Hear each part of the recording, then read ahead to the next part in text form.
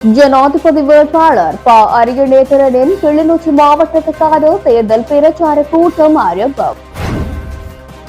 மட்டக்களப்பில் தபால் மூல வாக்களிப்புக்கான ஆவணங்கள் விநியோகம். மீண்டும் நெருக்கடியில் சிக்கவுள்ள இலங்கை, மத்திய வங்கியின் ஆளுநரிடமிருந்து எச்சரிக்கை.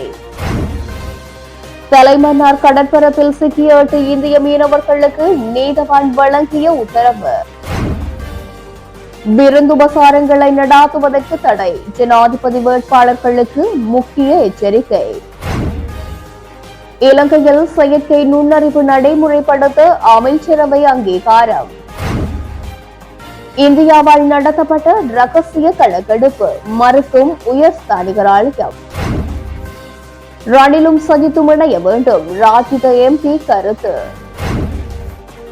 விழிப்புணர்வு பிரச்சாரத்திற்கு போலீசார் இடையூறு, மனித உரிமைகள் ஆணைக்குழுவில் முறைப்பாடு. திருகோணமலை ஆயரை நேரில் சந்தித்து ஆசி பெற்ற சஜித் பிரேமதாஸ். வலிந்து காணாமலாக்கப்பட்ட உறவுகளால் கிளிநொச்சியில் மாபெரும் போராட்டம். உறுதியான நிலைப்பாடும் ஒருமித்த கருத்தும் இல்லாத தலைமையால் தமிழ் மக்களுக்கு சரியான அரசியல் வழிநடத்தலை காண்பிக்க முடியுமா? ஐயாத்துரை ஸ்ரீரங்கேஸ்வரன் கேள்வி. தொடர்வது விரிவான செய்திகள். தமிழ் பொது கட்டமைப்பு சார்பாக சுயேட்சையாக போட்டியிடும் ஜனாதிபதி வேட்பாளர் ப. அரியநேத்திரன் கிளிநொச்சி மாவட்டத்துக்கான தேர்தல் பிரச்சார கூட்டத்தை இன்று ஆரம்பித்தார். பழையிலிருந்து தனது கிளிநொச்சி மாவட்டத்துக்கான பிரச்சார கூட்டத்தை ஆரம்பித்திருந்தார். பழை நகருக்கு வருகை தந்த வேட்பாளருக்கு தமிழ் பாரம்பரிய பறை மற்றும் மங்கள வாத்திய இசையோடு அழைத்து வரப்பட்டார். பேருந்து நிலையத்தில் பிரச்சார நடவடிக்கையை ஆரம்பித்திருந்தார். அதனைத் தொடர்ந்து இயக்கச்சி ஆணையரவு பரந்தன் கிளிநொச்சி நகர் சென்று இரணிமடு சந்தியில் பிரச்சார கூட்டம் நிறைவடைந்தது. பழையில் நடைபெற்ற பிரச்சாரத்தில் வேட்பாளருடன் ஈழமக்கள் புரட்சிகர விடுதலை முன்னணியின் தலைவர் சுரேஷ் பிரேமச்சந்திரன், அரசியல் ஆய்வாளர் நீலாந்தன் உள்ளிட்டோர் கலந்து கொண்டனர். இங்கு அரியநேத்திரன் உரையாற்றுகையில்,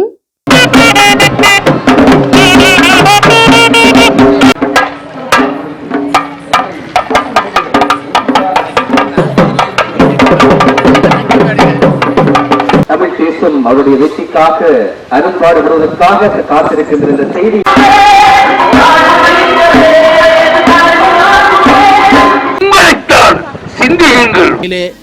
பரந்தன் வர்த்தக சங்க தலைவர் அவர்களுக்கு நாங்கள் நன்றி தெரிவிக்கின்றோம்.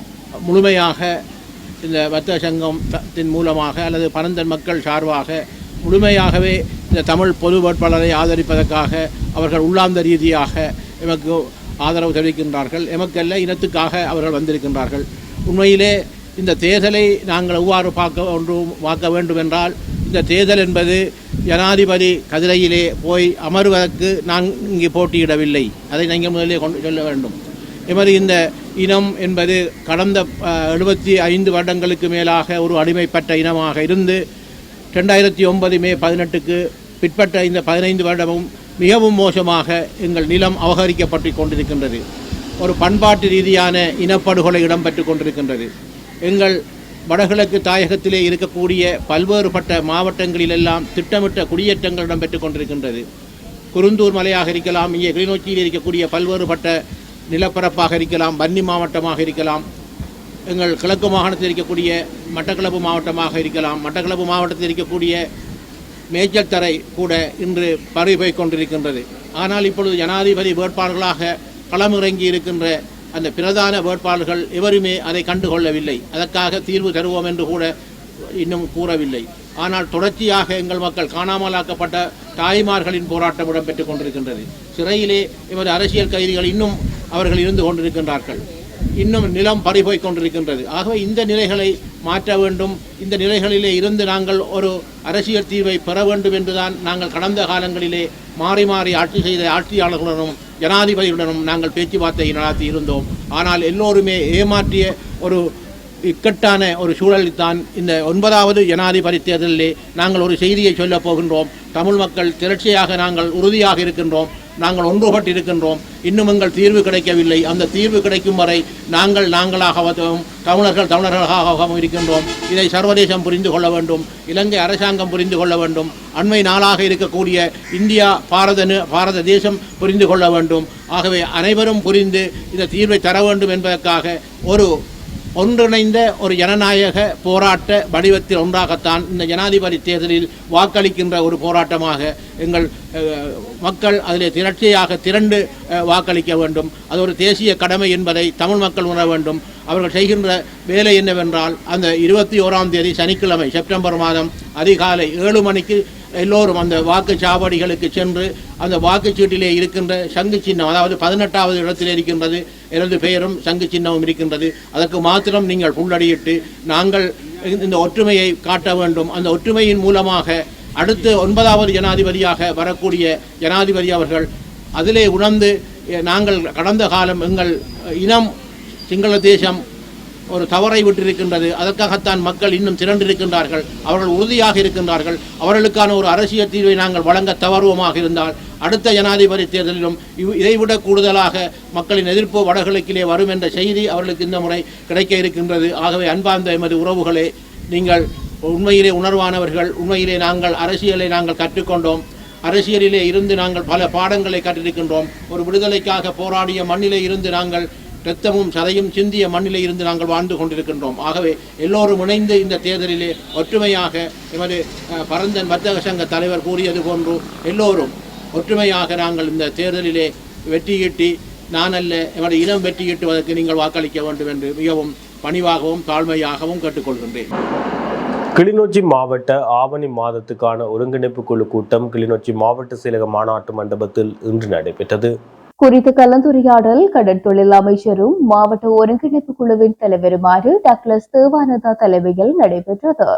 குறித்த மாவட்ட ஒருங்கிணைப்பு குழு கூட்டத்தில் மாவட்ட பதில் அரசாங்க அதிபர் முரளிதரன் வரவேற்புரையுடன் ஆரம்பித்து வைத்தார். யாழ் கிளிநொச்சி மாவட்ட பாராளுமன்ற உறுப்பினர் செல்வராசா கஜேந்திரன் இக்கலந்துரையாடலில் கலந்து கொண்டிருந்தார்.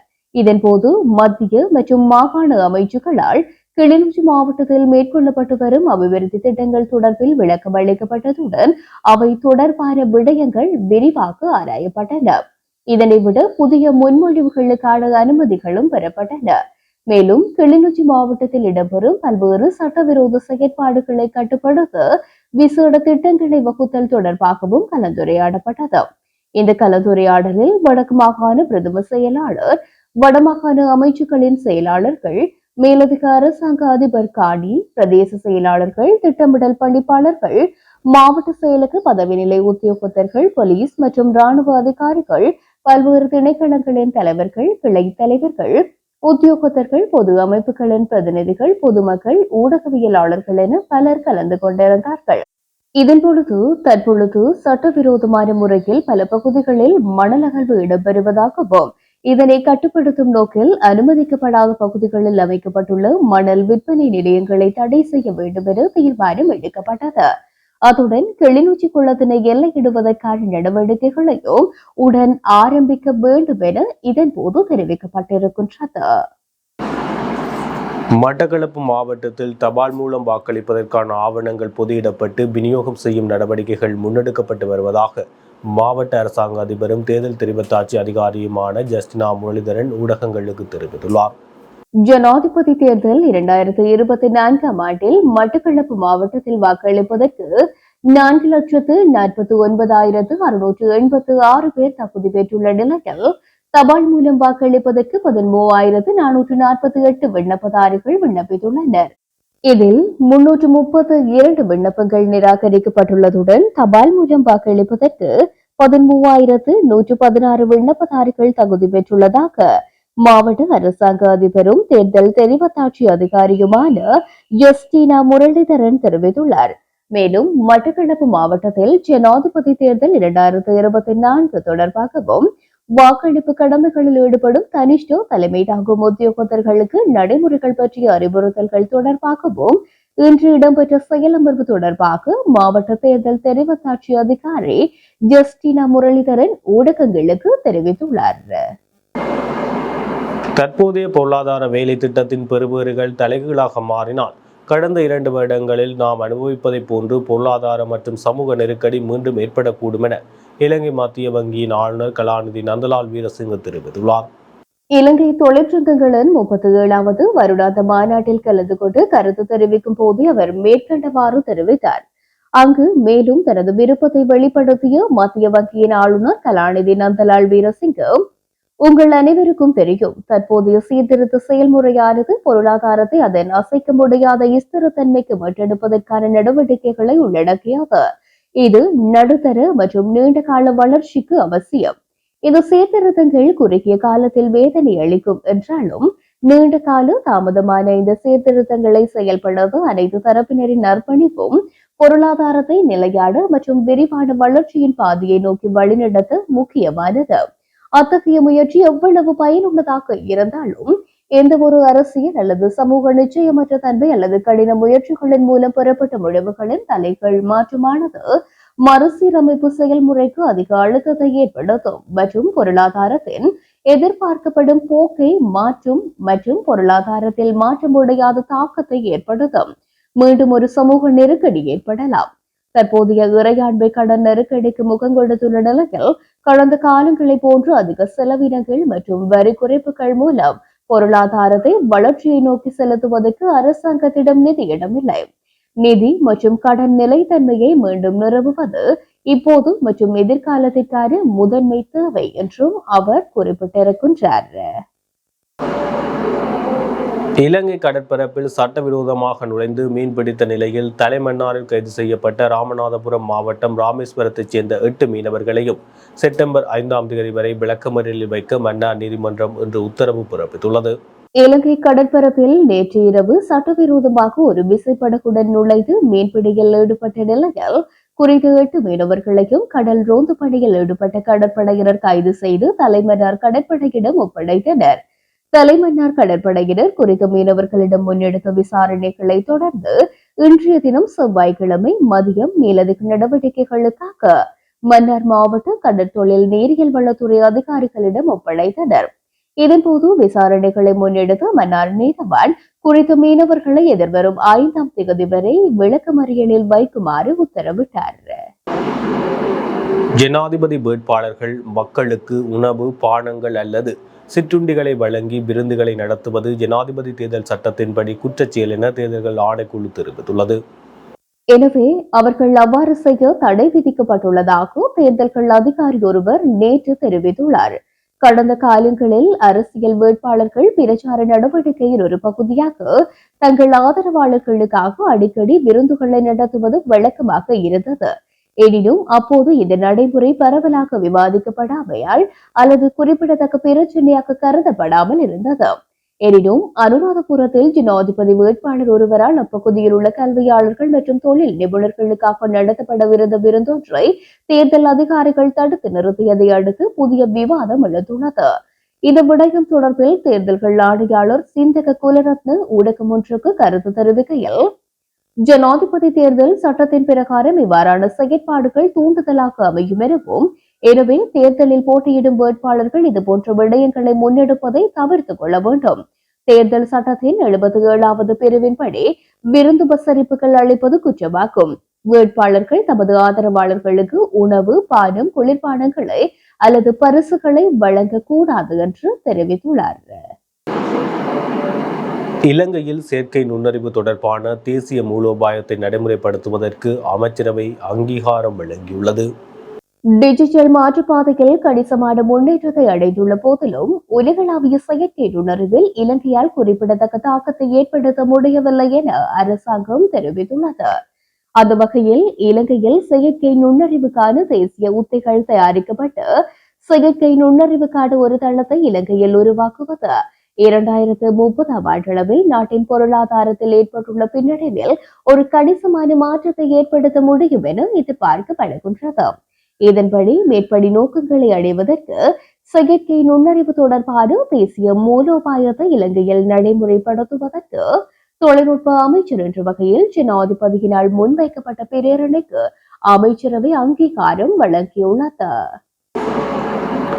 தேசிய மக்கள் சக்தியின் ஜனாதிபதி வேட்பாளர் அனுரகுமார திசாநாயக்க எதிர்வரும் ஜனாதிபதி தேர்தலில் வெற்றி பெறுவார் என இந்திய புலனாய்வு பிரிவு தெரிவித்ததாக சமூக ஊடகங்களில் பரவிய செய்தியை கொழும்பில் உள்ள இந்திய உயர்ஸ்தானிகர் ஆலயம் நிராகரித்துள்ளது.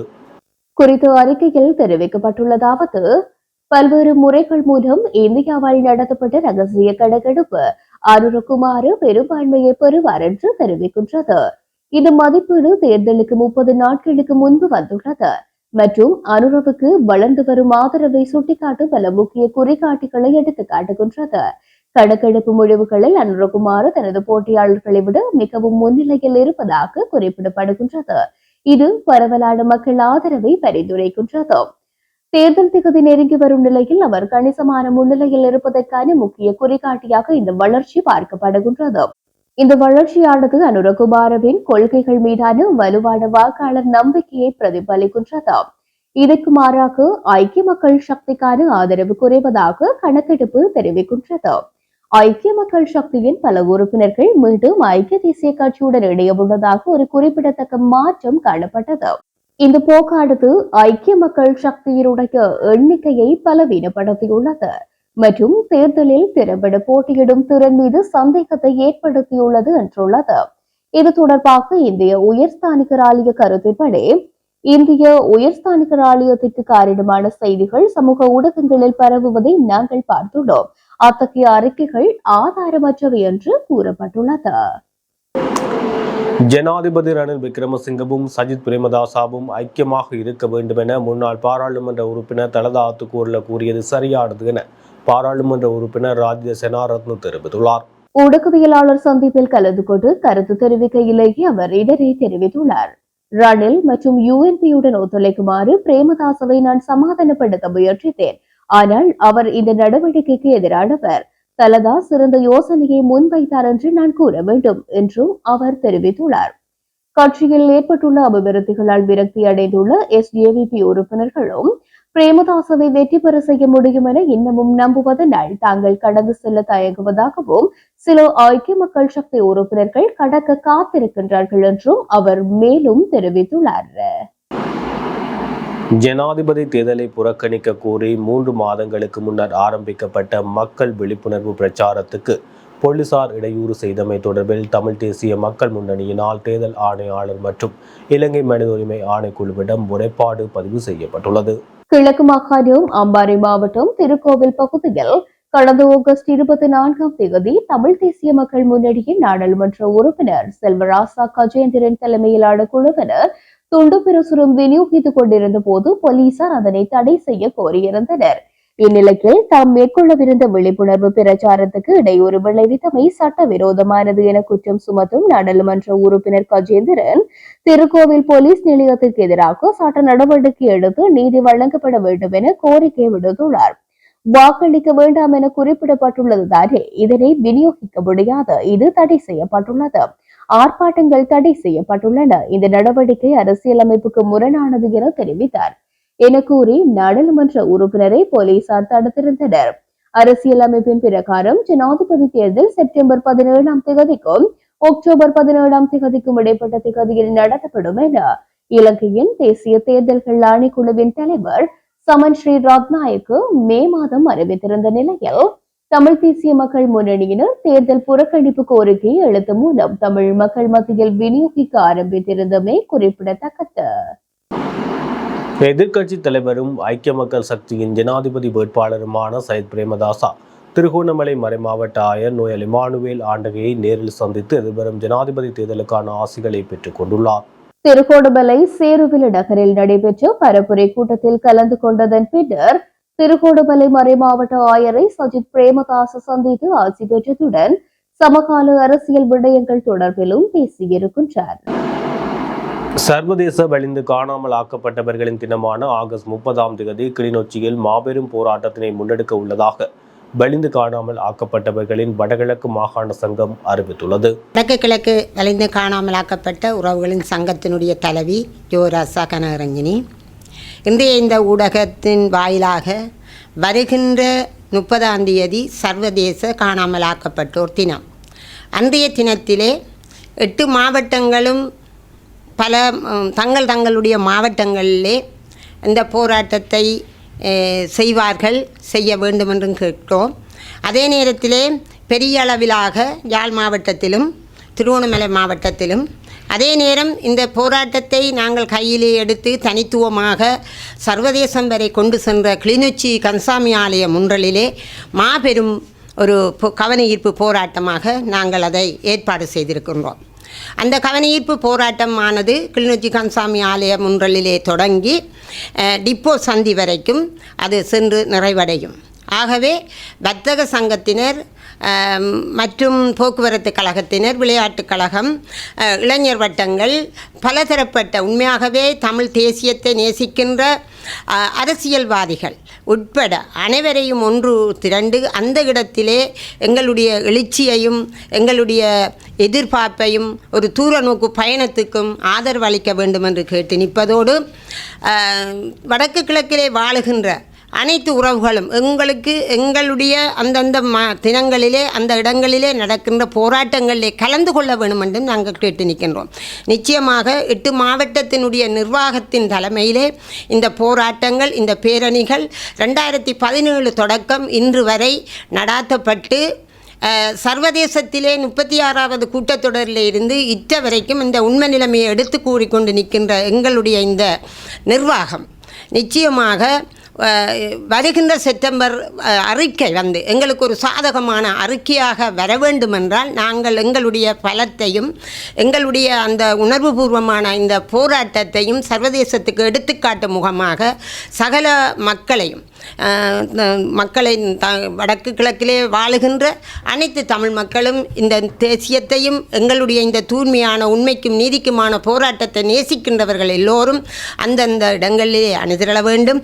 ஆகவே கிளிநொச்சி மாவட்டத்திலே தொடங்கிய இந்த தூய்மையான போராட்டத்துக்கு வலிச்சேர்க்கும் வண்ணம் இந்த ஊடகத்தினூடாக சகல பாதிக்கப்பட்ட உறவுகள் மட்டுமல்ல, ஏனைய அமைப்புகள், கிராம மட்ட அமைப்புகள், மாவட்ட மட்ட அமைப்புகள், அரசு சார்பற்ற நிறுவனங்கள், எங்களுக்கு பங்காளிகளாக தாங்கள் வேலை செய்கிறோம் என்று கூறிக்கொண்டிருக்கின்றவர்கள் அனைவரும் ஒன்று திரள வேண்டும். கிளிநொச்சி மாவட்டத்திலே ஒரு எழுச்சியான ஒரு கண்டன பேரணியை நாங்கள் சர்வதேசத்துக்கு எடுத்துக்காட்டும் முகமாக எல்லோரும் அணிதிரள வேண்டும் என்று இந்த ஊடக வாயிலாக கேட்டு நிற்கின்றேன்.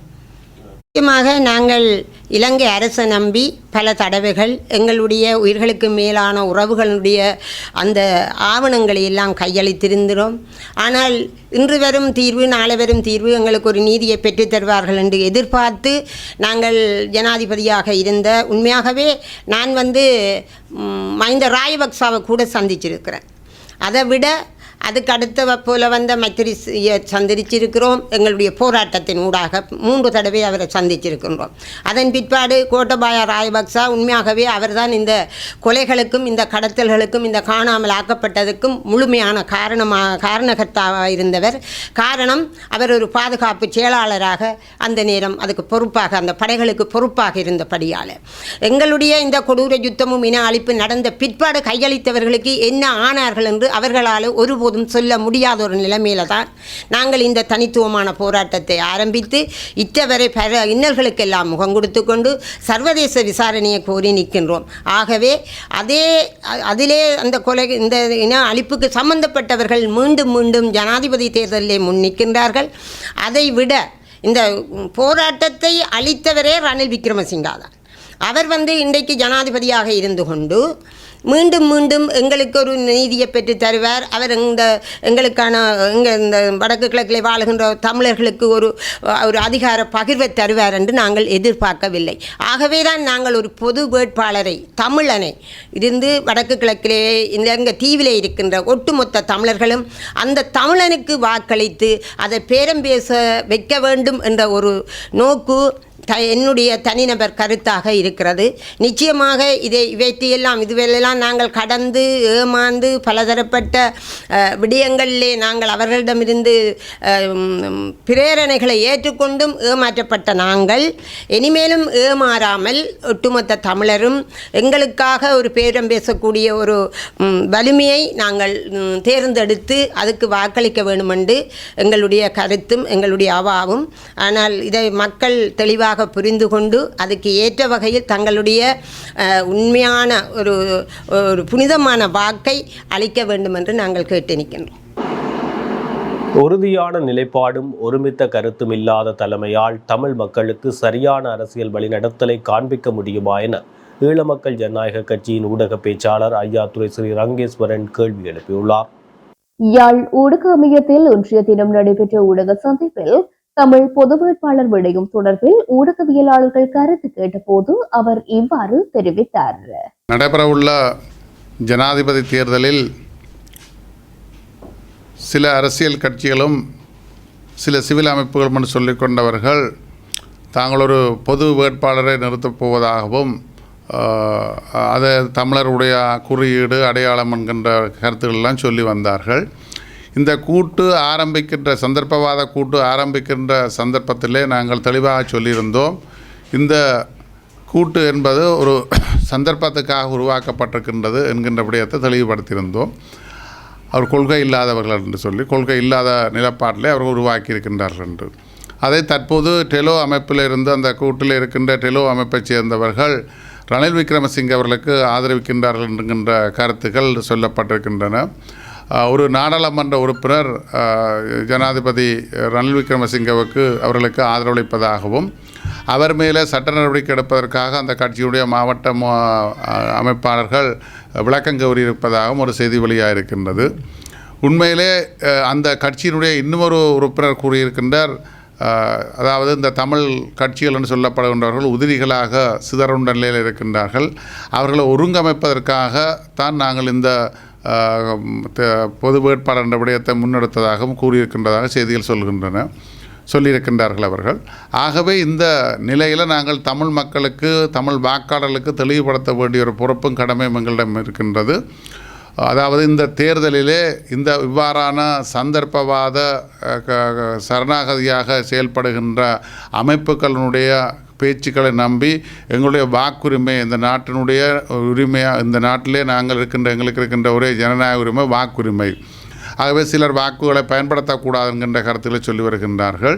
ஆகவே இவற்றை எல்லாம் மக்கள் கருத்தில் கொண்டு எதிர்வருகின்ற தேர்தலிலே ஈழ மக்கள் ஜனநாயக கட்சி காண்பிக்கின்ற வழிகாட்டலை பின்பற்ற வேண்டும் என்பது இந்த இடத்தில் நாங்கள் தெளிவாக முன்வைக்கின்றோம்.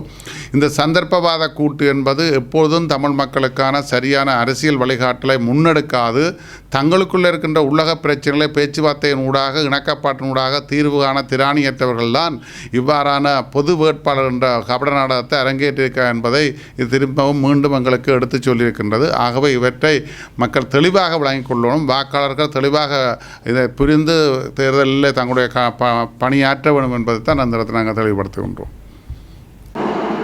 இத்துடன் ஜெஃப்னா கேலரியின் இரவு நேர பிரதான செய்திகள் நிறைவு பெறுகின்றது. மேலும் செய்திகளை அறிந்து கொள்ள எமது இணையதள பக்கமான www.jeffnagallery.lk என்ற இணையதளத்துடன் இணைந்திருங்கள்.